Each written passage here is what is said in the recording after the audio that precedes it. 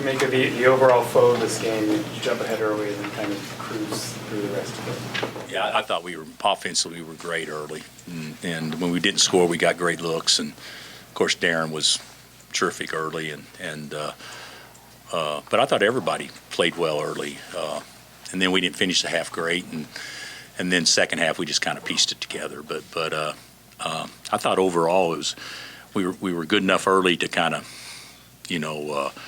keep them at arm's length for the remainder of the game. You guys have kind of had this a couple times now where Darren has a really strong first half and then isn't able to go the rest of the game. Just how have you sort of navigated that, and what challenges does that maybe present? Well, we've had it more than a couple of times, and I didn't anticipate that tonight at all. I thought he was good to go, but obviously we only got 18 minutes out of him, and that's disappointing because he could have had a really big night. But one thing about it is it's happened often enough that our guys have learned to play without him, even though that's not the way we want to play. But that's certainly something that we're not unaccustomed to, right now. Trey hit that three to go up 13. How big a shot was that, and what happened after that? It looked like he said, "I got to come out," or what? Did they cut it to 10? Yeah. And then he makes the three. Oh yeah. He was going to come out, I think, before he made the three, and then he makes the three, and then he said, "Get me." So I didn't know that he'd be done, but obviously he was cramping. Trey hit. How big were those, and how important is it to get him going? It's important. We ran the first play to try to get him a basket early, just so try to get the lid off, and Trey's a good player. He's had a great year, but he hadn't been very good by his standards the last couple of weeks, and so it was important that he see a couple go down, and he did. And those were big shots too. What's gone into helping Marco become more aggressive on offense and get to the rim like he has and dribble to the pass and stuff like that? I thought he was the best player we had tonight, over 40 minutes. But I'd say the biggest thing is he's not putting himself in as many compromising positions offensively. He's the ball moves, and then when he's got an angle to drive it, usually when the ball moves, there's not as much built-in help, so that when he makes a decision to go, he didn't have two guys guarding him. So that's the thing. I just think he's exercising a lot more patience. Bill, a bigger picture one for you between Darren and AJ at BYU, Fleming's at Houston, the two guys at Arizona. You've been in this league a long time. Is this about as good of a Big 12 freshman class? Oh, it's the best. Yeah, it's not even close. I mean, we've had good players at Kansas, and our players at Kansas that we've had, even the ones that are one and done, would be in that group. But they didn't go one or two in the draft. I mean, I'd be shocked if that's not the case in our league. And the league's fantastic, but the freshmen in the league are it's different. When we start thinking about this, Bryson Tiller has had a great year for us, and nobody even talks about him, and he's a freshman, because of everybody else. And there's others that way too.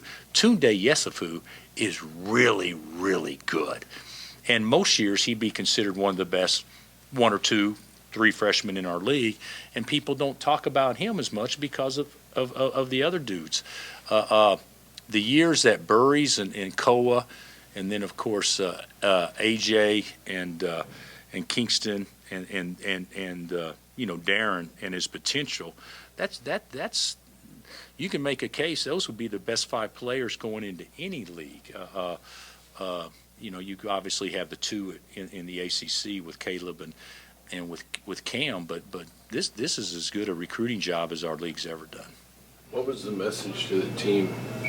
You guys rolled early, and then it got a little bit close. So how did you feel, and what did you tell them? I didn't think we played very. This is me. I didn't think we played very tough. I thought they beat us to loose balls after the game got, after the first, 15 minutes. I didn't think we finished the game, and you got to be able to finish games. There's going to be close games in late February and early March that you got to execute and finish and that kind of stuff. And we did some good things, but defensively, I didn't think we were very good the second half at all. You're 10-8 here now. What did you think of the environment and all the KU fans that were here? I thought it was a good turnout of KU people. So, the environment's good.